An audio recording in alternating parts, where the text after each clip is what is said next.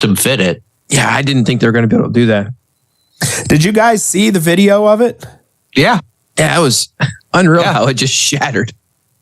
Because there was a video going around on Twitter of a close-up of it.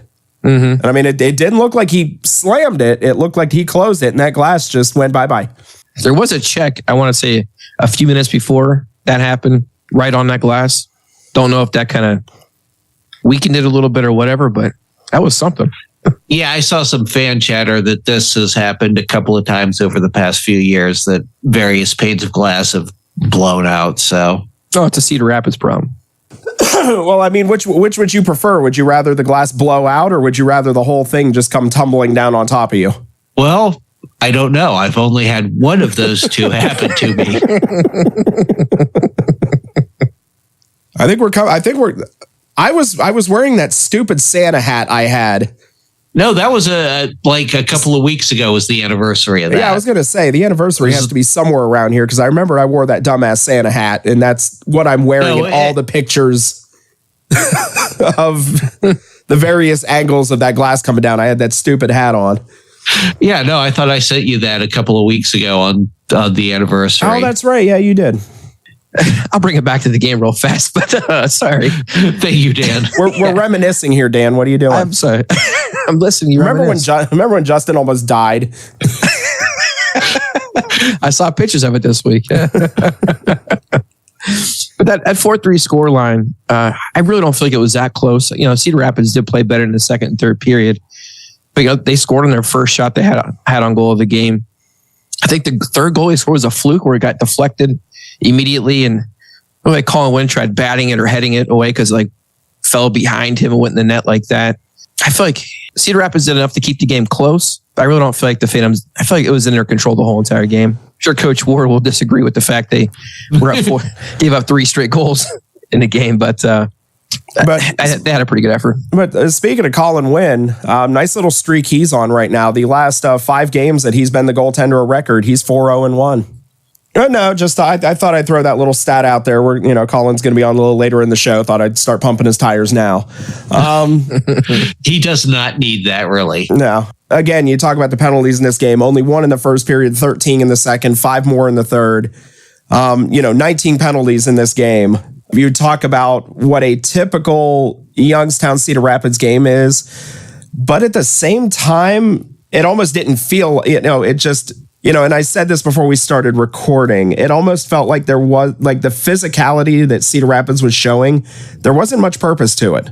No, I agree. I think it's years past they did that with some goons. I don't want to say goons and put it in a bad light, but Cedar Rapids always had some pretty big boys out there playing. So they played an enforceful physical game where it added a lot to the game. And I agree with you though, Sam. There was a lot of physicality from them. I just don't think, like you said, I don't think it impacted defensively, offensively. It was just more like off the puck stuff. Yeah. Yeah.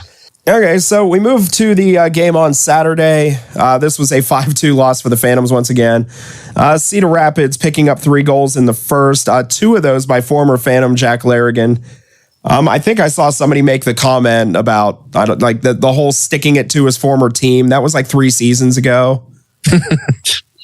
I would hope he's not harboring resentment for a trade from like a few years ago. So no, I mean, but we always kind of liked him. Great family. So not saying I wasn't shouting at the TV some things about the situation, but good for him. Yeah, in that first period, Zach Morin getting the lone goal for the Phantoms in that period, his 4th of the season. So Phantoms down 3-1, just kind of a flip of the script of the night before. Both teams trade goals in the second period. Kuzma Voronin picks up his 3rd of the season after coming back from a 2-game suspension. So welcome back, Kuzma. And then Cedar Rapids gets the empty netter in the 3rd period for the 5-2 final. And then this game compared to Friday, a lot more tame. Friday game, second period, 13 penalties were called. This game, 13 penalties, total the entire game. Now, the Phantoms penalty kill. Yes, I was getting ready to talk about that. Yeah, that was... and again, you're talking about, lines getting flipped around, guys coming in and filling in spots. Those are the kind of things you're going to expect. This was a game that, when it was all said and done, the penalty kill didn't do him any favors. No, three for 9. That's not 66% is not going to be doing you pretty well. Will not be doing you any favors there. Especially beginning of the year, how good our penalty kill was. But I agree, Sam. I do think the new faces on the penalty kill was a big reason as to why they were 3 for 9 on the weekend. I'm really glad to see Zach Marin get a goal in this game. He's been working real hard. He gets a lot of shots on net. He's been real close several times in games leading up to this, trying to almost getting goals. I'm glad he was in the right spot at the right time. I forget who took the shot that the goalie deflected out right on his stick, and he did a heck of a job putting that puck on net. And I want to say, was that McLaughlin? I don't remember who it was. Shot from the point. Was that McLaughlin? That sounds right.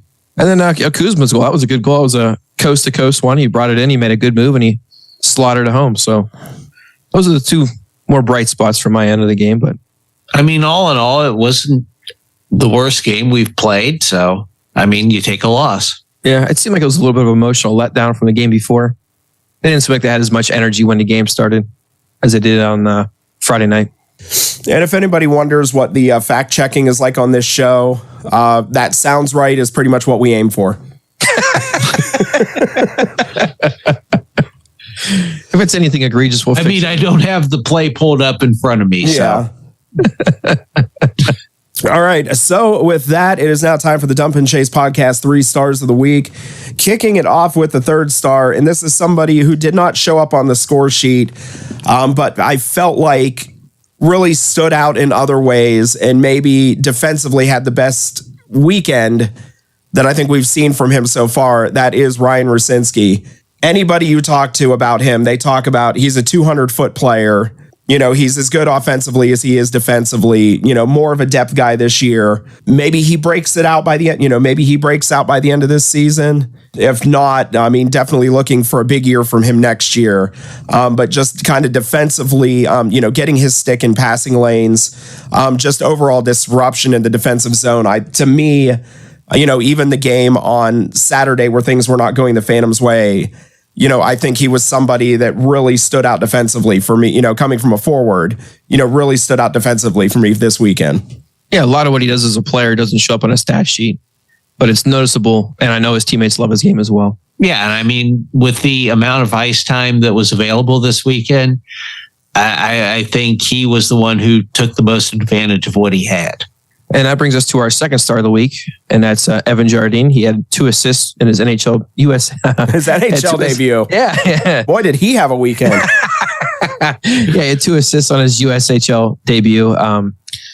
Before he started, I was looking at his stats, and last year at Little Caesars, he had in 81 games played, he put up 137 points, 47 goals, 90 assists. He looked really good, for being an 07, being one of the younger guys out there as well. I thought he held his own. And look good. Can't wait to see him going forward again. Okay. 1st star of the week, Braden Clark. It's almost like we were talking about him last week or the week before, the same way of Rusinski. And, we haven't talked about him much, but, he's putting together a really great effort. 2 goals on Friday, big goals. And I think he's steadily progressing. And with the players out this weekend, I think he's really put together his A game. Yeah, he's somebody who played some games with the Phantoms last year. You could see that the tools were there. It's just a matter of getting the experience, putting it together. And now the more and more experience he's getting this season, you're really starting to see him kind of take that step to the next level. And I think especially his play over the last month or so, it's been very, very noticeable. Yeah, I feel last year when he'd be playing, I always thought about the big hits he made on the ice. Now I'm thinking about all the big plays he makes all the time. And taking face-offs and, every little aspect of the game here. All right, so that will do it for the weekend recap. So we're going to step aside for a minute with this week's edition of Phantoms Files coming up with goaltender Colin Wynn right here on the Dump and Chase podcast on Western Reserve Radio.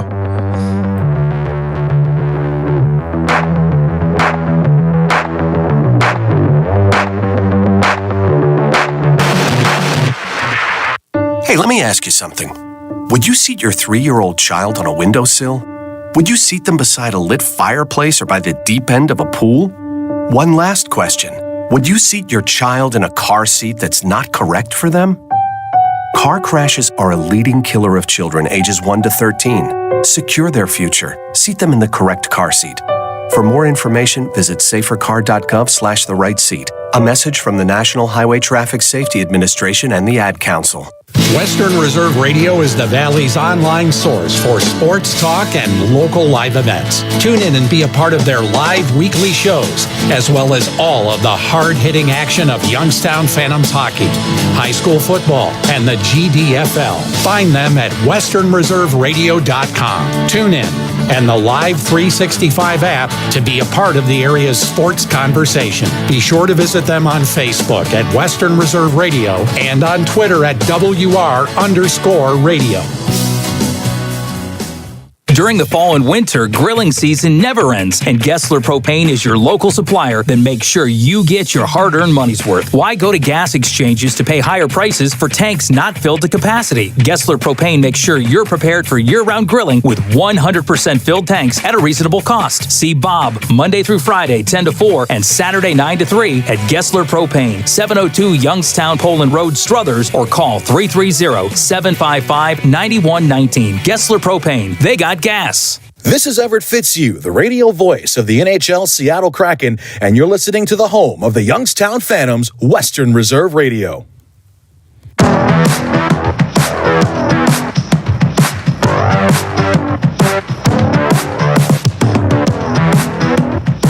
And welcome back to the Dump and Chase podcast on the home of Phantoms Hockey, Western Reserve Radio. So for this week's edition of Phantom Files, we are excited to welcome back to the show the pride of Westford, Massachusetts, goaltender #1, Colin Wynn. Colin, how you doing, buddy? I'm doing great. Thanks for having me, guys. I appreciate it. So right off the bat, you got a little bit of a hot streak going on. We talked about in the last segment, your last 5 games where you're the goalie of record, 4-0-1. So congratulations there. We kind of asked you this. We kind of asked you a version of this question at main camp, but now that you're coming into the halfway point of the season, to you being out on the ice, what's been the biggest difference for you this season compared to last year? I don't know if there's much of a difference. I'd say we have a very good team again, which is awesome. I think the young guys coming up, since we've kind of been shorthanded a little bit for a bit, I think the young guys are stepping up huge right now, which is great for the team. And I think that's one of the biggest parts of why we're having so much success right now. It's just guys are just finding a way to step up and help the team the best that they can. So what are you thinking about some of the new guys coming in when you're talking about Zach Moran, Sasha, some of the younger, obviously the younger guys coming in? Last year you were the rookie, maybe not as young as these guys were, but you were coming in as the rookie this year. Now this year you're the grizzled veteran, and you got all these, just pink cheek kids coming in. How's that been for you this year? It's been great. It kind of feels weird. I feel like a big brother almost to some of these guys. And I actually think it's incredible that they're so high end skill and they're so talented. And you're like, wait a second, you're 16, you're 17 years old. It's crazy sometimes. But I love it. I mean, they're great kids and they're really good hockey players. So I know Dan will want to ask this question. I'll ask him for it and get him in here. What was the inspiration for the matte black mask? So we have our black jerseys, and I was talking to our equipment manager Smitty at main camp. I was like, dude, what do you think?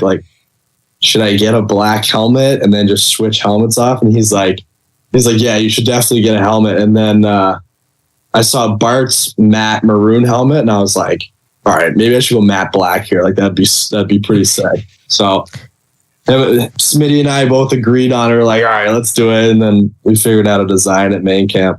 Yeah, that first game, we saw you on the bench with it, and I couldn't tell what it was. And then I think before the second game, in that area between the two rinks, I saw there was a perfect viewing window.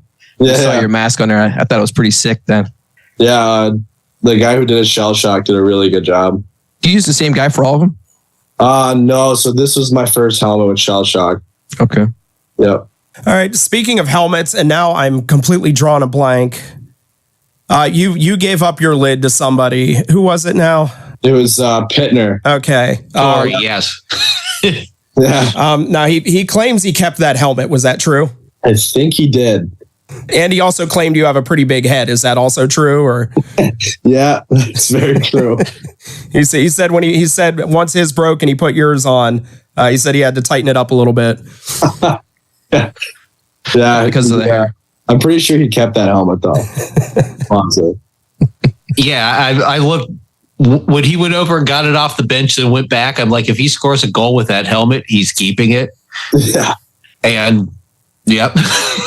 Did he say anything to you when he came back to the bench? He said that was my primary apple. I got an assist. I was all right. Speaking of which, if you're going to get your first assist in the USHL, you picked a pretty unique way of doing it. Clearing the puck around the boards, going straight to Gunny, who took it in. So you get the primary on that one. But that was a pretty unique way of getting your first assist. Yeah, I didn't even know I got that assist until Lipper texted me after the game. I thought it was like, since the Muskegon guy, I thought the Muskegon guy like had possession, but I guess not. Well, we didn't see it on TV, so yeah. So I mean, is a goalie goal next? This is, it seems to be the season for it right now. Yeah, I mean that's kind of the dream. I mean that'd be incredible. Do you have a celly prepared, or is it just going to be in the heat of the moment? It'll just be the heat of the moment. I think. Yeah, I don't know if I'll be going for those anytime soon. That'd be like perfect timing. Well, I know a couple seasons ago we talked to Kyle Chevette, and he talked about he'd go for it, but it would have to be like an empty net up 2 goals.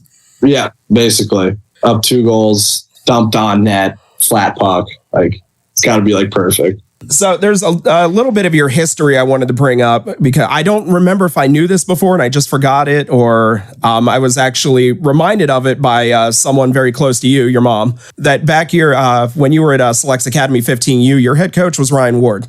Yeah, sure was. So after all these years, how's that relationship with him? Going back, when you find out that you two have gone back that far. Yeah.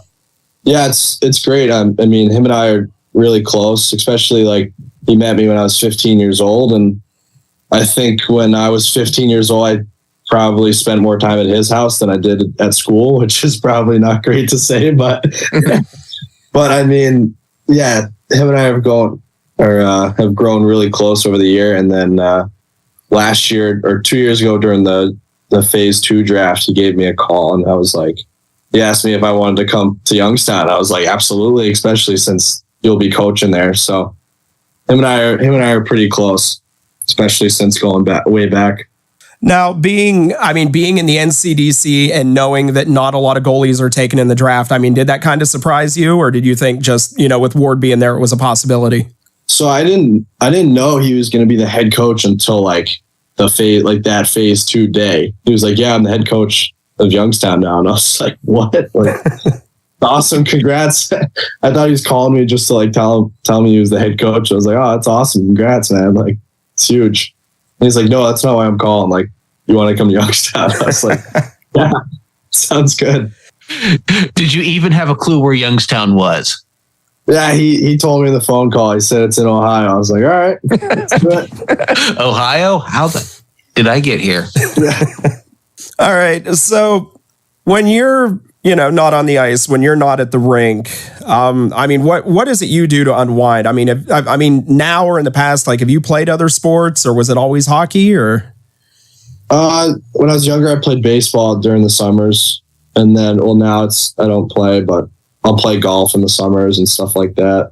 I'm a big time reader, which is probably surprising to hear, but but yeah, I just hang out with the billets, hang out with my roommate, and sometimes the guys. And just wait for practice the next day. What do you like to read? I like to read a lot of like psychology books, stuff like that. Oh, you're deep. Yeah. You got to be when you're a goalie. Psychology is part of the position. It is, yeah, it is.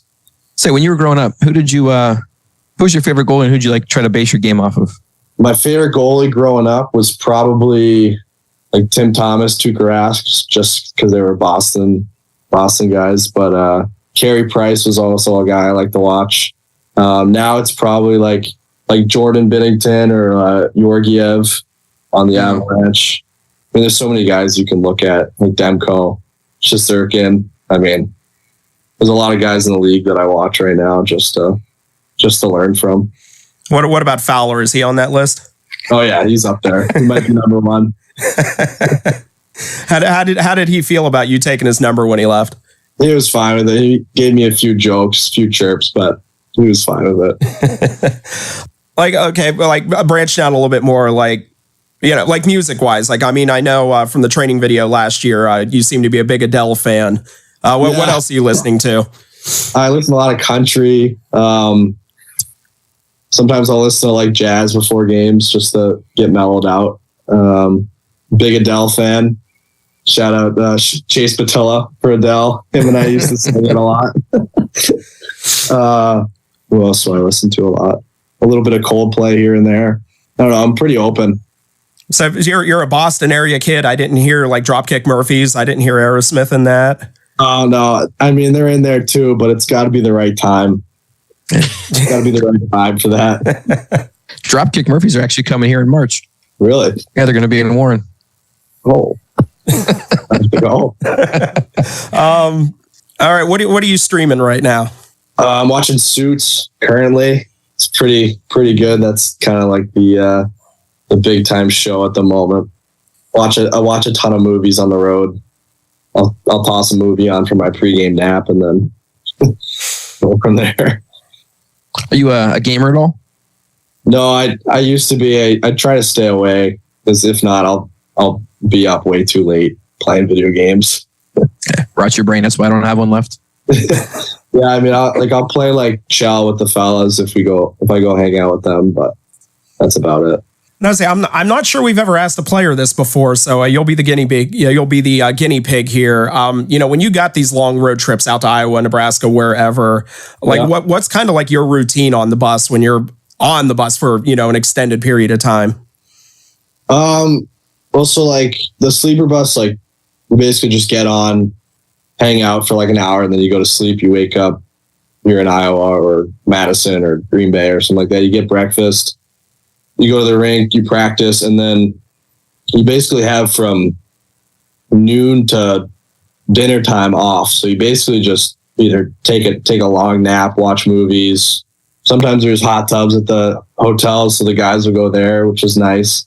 But like the road trips to like Chicago, where you take like the coach bus into like USA Muskegon, we'll practice here and then get on the coach bus, get there for like 7:00. But we'll normally just all watch movies on the bus or read our books or sometimes play cards or basically just anything to pass the time.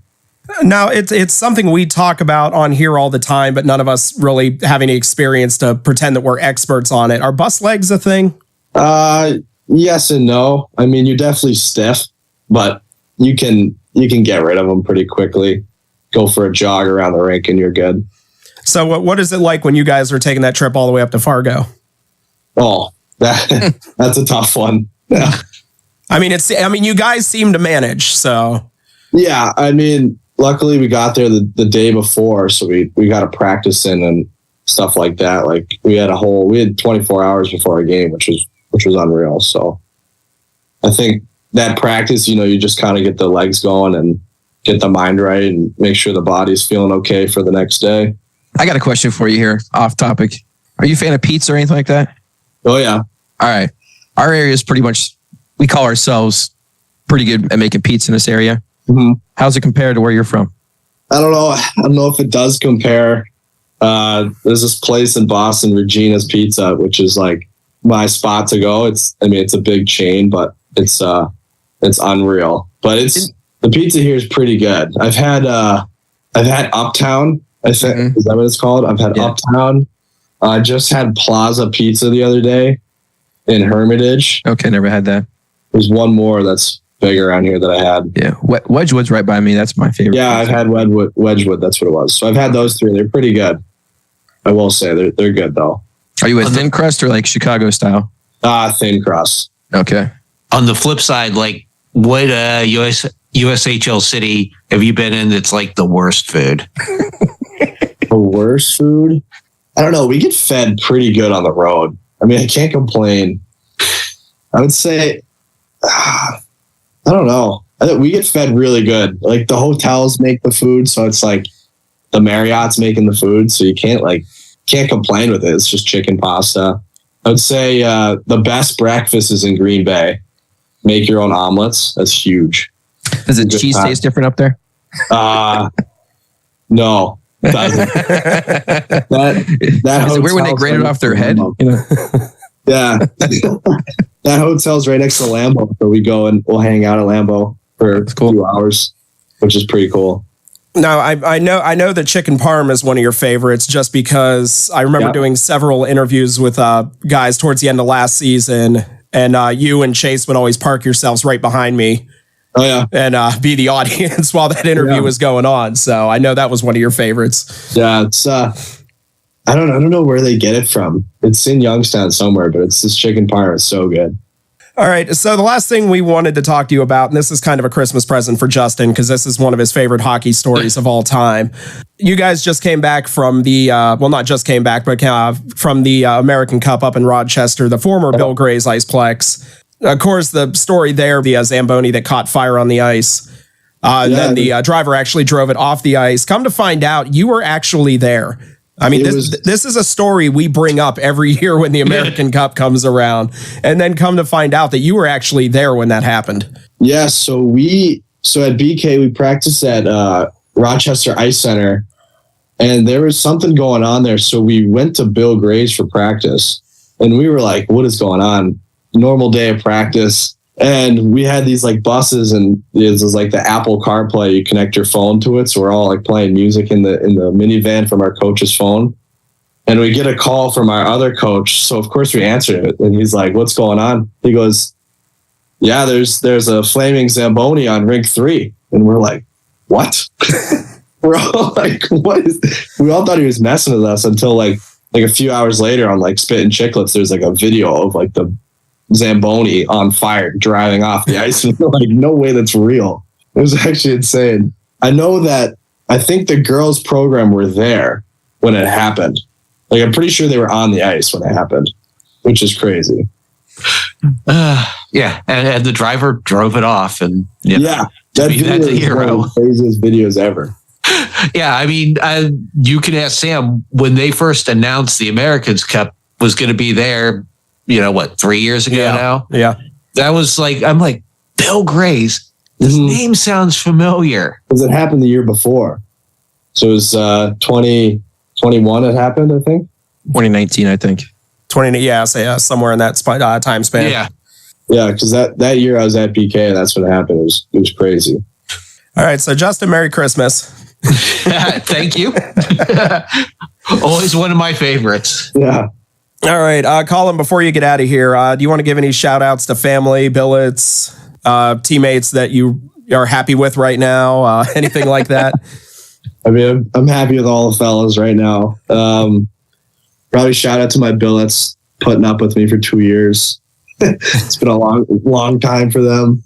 Of course, my mom will probably listen, so shout out to her. I'll see her. She'll be in Youngstown this weekend, so that should be good.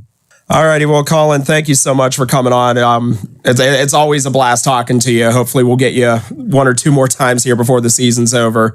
Yeah. Well, at this rate, we might as well just give you your own segment.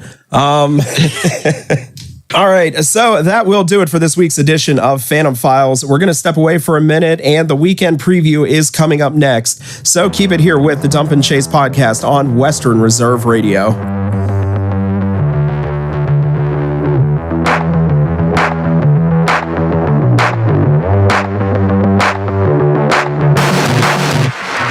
Mahoning Valley's leader for golf, Milk Creek Golf Course, is now booking tee times for 2024. We offer stay and play opportunities available with 9 area hotel partners. For more information, visit our website at millcreekmetroparks.org. Also, look for new, exciting opportunities coming soon, including an indoor player development center with Trackman, an indoor Callaway club fitting center, and an Odyssey fitting studio in 2024. Follow us on Facebook at Milk Creek Golf Course or call 330-740-7112. WWE superstar Alberto Del Rio. Take 1. Behold, the angry giant. Try it again, Alberto. Behold the angry giant. Perfect. Good luck tonight. Behold the angry giant. Yay! Read me another one, Dad. This is WWE superstar Alberto Del Rio. It only takes a moment to make a moment. Take time to be a dad today. Visit fatherhood.gov. Brought to you by the U.S. Department of Health and Human Services and the Ad Council.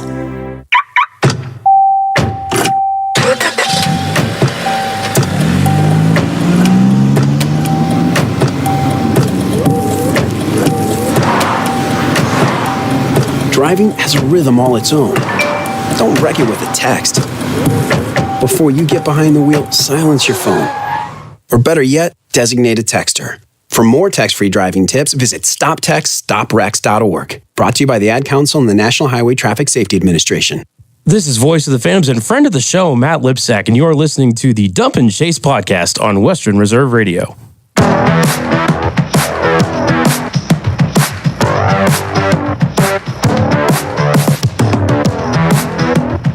Welcome back to the Dump and Chase podcast on the home of the Phantoms, Western Reserve Radio. So looking ahead to this weekend's games, we'll start out with the Eastern Conference and actually going to have 4 days worth of Eastern Conference games coming up. Starting off on Wednesday, Chicago will travel to Plymouth to take on the U18s. That game starts at 10:30 in the morning, so that must be like a school day game or something to that effect. And then for Chicago, this will be the first of 3 road games they will be playing this weekend. Thursday, Sioux City will be traveling to Dubuque. Dubuque, this is the first of a 3-game weekend for them. All 3 games will take place in different locations. And then moving to Friday, Chicago travels to Muskegon. That will be game 1 of 2 of that series. And Dubuque travels to Cedar Rapids. And then on Saturday, Dubuque will go from Cedar Rapids up to Green Bay. Chicago at Muskegon, second game of that series. And Cedar Rapids heads to Madison. So that leads us to the Phantoms games this weekend. 2 games with the NTDP U18 squad. This will be a home-and-home series. The game on Friday taking place in Youngstown, and the game on Saturday taking place up in Plymouth. So as far as the U18s, this will be the first and only meetings of the season between these 2 squads. So looking back to last year when the U18s were the U17s, last season Youngstown went 6-2 against this squad. But again, as we've pointed out time and time again over the years, there's a big difference between the U17s and then when they move up to the U18s. We don't see them a lot this season, but this is, I think, our only meeting. Yeah, this is it. Yeah, I'm very interested to see how this goes, especially, like we said, with the players that have been out of the lineup. Fingers crossed, but I think we can, pull some points out of this. Yeah, I did not realize that this is the U18s have 3 games in 4 days this weekend. Quite a few of these players who are on the 18s, they played on the 18 teams last year as well. So like Cole Iserman, projected number 2 overall pick, played with the U18s last year. I think so did James Higgins. Yeah, so U18s coming into this weekend, and this is kind of the pain in the butt thing with the NTDP and stats and everything else. As far as the USHL is concerned, they combine all of their numbers. If you look at the NTDP's website, as we found out when the season started, they count everything towards their stats, including preseason games. Surprised practice goals aren't in there as well. Yeah. These exhibition games that they play, these tournaments, and then again, as we found out, preseason games, preseason USHL games, they count all those towards their stat totals. If you go to the show's website, dumpandchasepod.com, there is a section where I have the spreadsheets for all the teams in the Eastern Conference, where the 18s and the 17s are tracked separately. So that's the only way I know any of this information. As of recording, because again, the U18s playing that game on Wednesday morning. So as of this recording, the U18s this season, they are 7-2 in 9 USHL games. Currently, they have 14 of the NTDP's total of 18 points between the U18s and the U17s. Overall, the NTDP is sitting 7th in the Eastern Conference. Youngstown coming into the weekend with a record of 15-6-2. That is good for 32 points and currently 3rd in the Eastern Conference. But then we get into games in hand with Dubuque and Green Bay above us. So see how that shakes out this weekend. The U18s averaging 5.3 goals per game. Again, these are all just USHL games, and they are giving up 3.2 goals per game. Their power play at 24.3%. Their penalty kill at 87.2%. And it's hard to say. Again, this is a team that can put up a ton of goals. They haven't had, the 18s over the past few seasons haven't had a ton of success putting up a ton of goals against us. So certainly between the combination of Owen Bartoszewicz and Colin Wynn, you hope the Phantoms are able to keep those numbers down this weekend. It's a very easy statement to make. If you're going to let them score 7-8 goals in a game, you're not going to win. No, and I mean, without some key players on defense in the lineup, other players will have to step up. I think we saw a little bit of that last weekend, especially with the U18s playing multiple games this week. 3 and 4. Mm-hmm. Hopefully we have enough in the tank and can ride it out, and then we get a long break. I'm really excited to finally see I'll be at one game. Finally get to see a home game again. Get to see the Phantoms play in person instead of watching over Flow Hockey. But like I said earlier, I alluded to, they're a very talented team. Like I said, they have Cole Eiserman, who's just a goal scorer. He doesn't have much defense to his game. I was told that's why he didn't make the World Junior U20 team that Hagen's made, because Hagen's has more of like a defensive aspect to his offensive game as well. But Cole Eiserman's projected number 2 overall pick, 2-3. They got James Hagens on that team, Teddy Stiga. At the very most, I hope the Phantoms come out and play well. I hope they come out and win. You get to see some good hockey, though. I know that's for sure. You will see some future draft picks, that's for sure. on both sides of the benches there. And like we said, this will be the only time this season the Phantoms see the U18s. Certainly some of the younger guys on this Phantom team, they're going to get an education this weekend. I'm not saying that in a bad way. I'm just saying, there is a lot of elite level players, on this U18 roster. They're going to get an education, playing these games. Some of the older players might get an education. You think you know these guys from last year. Yeah. All right, so the game on Friday at the Covelli Center, that will be a 7:05 puck drop. The Phantoms will be wearing special Christmas themed jerseys, and those jerseys will be auctioned off after the game. The game will be available on Western Reserve Radio. We'll be streaming on the Phantoms Facebook page, and of course, the game will stream. The actual game video itself will stream on Flow Sports with voice of the Phantoms and friend of the show, Matt Lipsack, on the mic. Now, of course, we prefer it if you actually show up to these games. So, of course, make sure you can call the Phantoms box office for tickets at 330-747-PUCK. That is 330-747-7825. Or you can go to youngstownphantoms.com for ticket information. The game on Saturday, taking place up in Plymouth. That is a 7 p.m. puck drop. The game will be available on the NTDP website.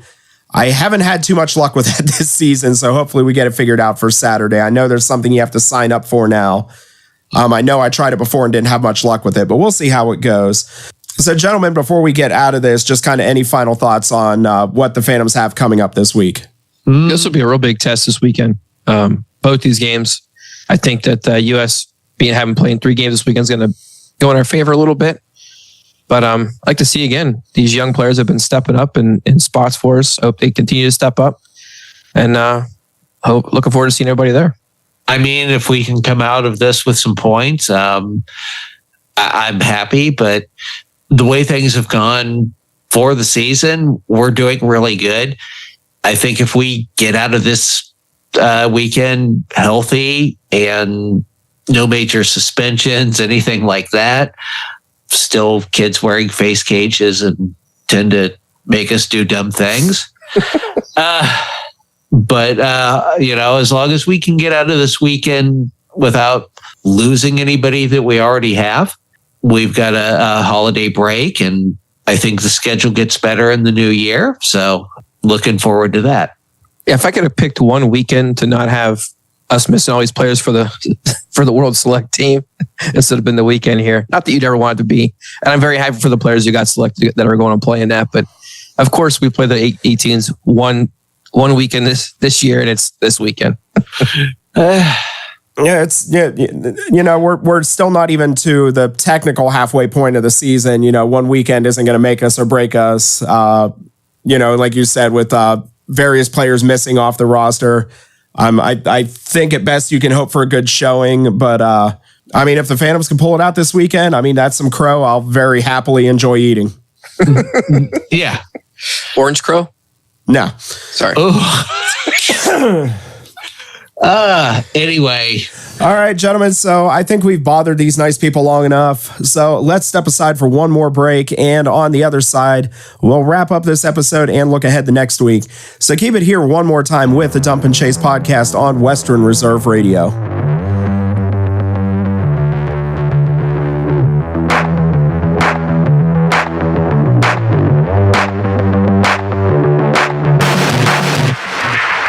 Welcome to Calvin's Barbershop. You all got to see this. I don't even want to know what you're looking at on that phone. Well, you should. I was learning about the dangers of high blood pressure and that we need to get ours checked regularly. High blood pressure can increase the risk of heart attack or stroke, but this text program can help keep it at a healthy range. Just text barbershop to 97779 to sign up. I'll get right on it as soon as I'm done with this baby panda video. Text barbershop to 97779. A message from the American Heart Association and the Ad Council. In the small town of Elmira, New York, a boy was born into an all-American family. The odds of him achieving his dream in the fashion industry? 1 in 23 million. The odds of having a child diagnosed with autism? 1 in 68. I am Tommy Hilfiger, and my family is affected by autism.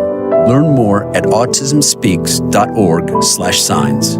Brought to you by Autism Speaks and the Ad Council. Western Reserve Radio is the Valley's online source for sports talk and local live events. Tune in and be a part of their live weekly shows, as well as all of the hard-hitting action of Youngstown Phantoms hockey, high school football, and the GDFL. Find them at westernreserveradio.com. Tune in and the Live 365 app to be a part of the area's sports conversation. Be sure to visit them on Facebook at Western Reserve Radio and on Twitter at WR_radio. This is Matt Lipsack, the voice of the Youngstown Phantoms, and your home for Phantoms hockey is Western Reserve Radio.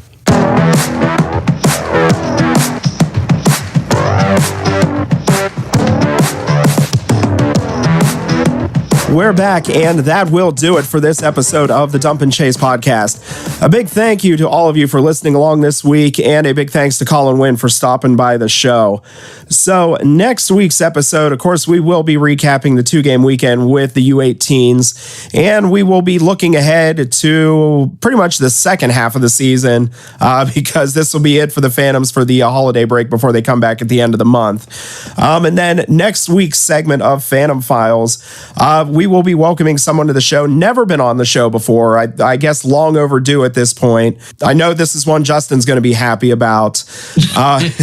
We will be welcoming the longtime Phantoms official scorekeeper, Lynn Siegford, to the show. Basically anything to do with the Phantoms on Cadvelli Center Ice, she has witnessed it. And recorded it. Yeah. So really looking forward to having Lynn on the show next week.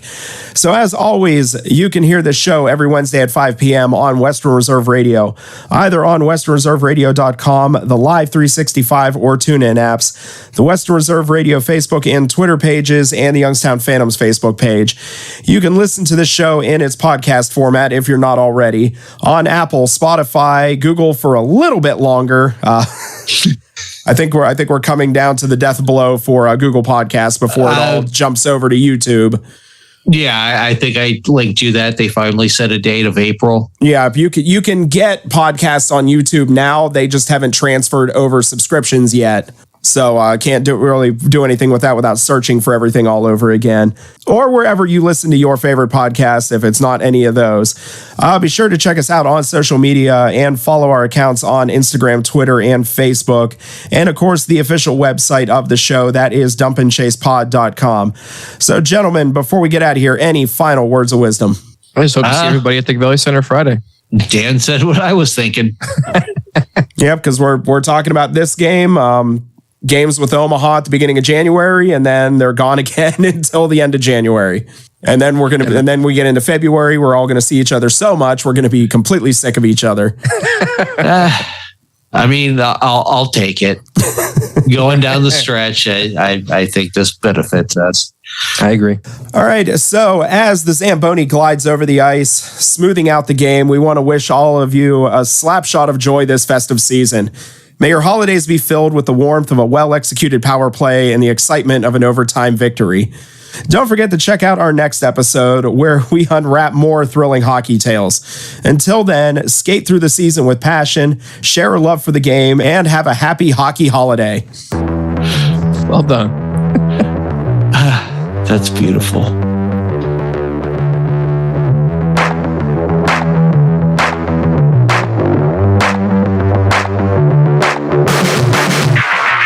During the fall and winter, grilling season never ends, and Gessler Propane is your local supplier. Then make sure you get your hard-earned money's worth. Why go to gas exchanges to pay higher prices for tanks not filled to capacity? Gessler Propane makes sure you're prepared for year-round grilling with 100% filled tanks at a reasonable cost. See Bob Monday through Friday, 10 to 4, and Saturday, 9 to 3 at Gessler Propane, 702 Youngstown Poland Road, Struthers, or call 330-755-9119. Gessler Propane. They got gas.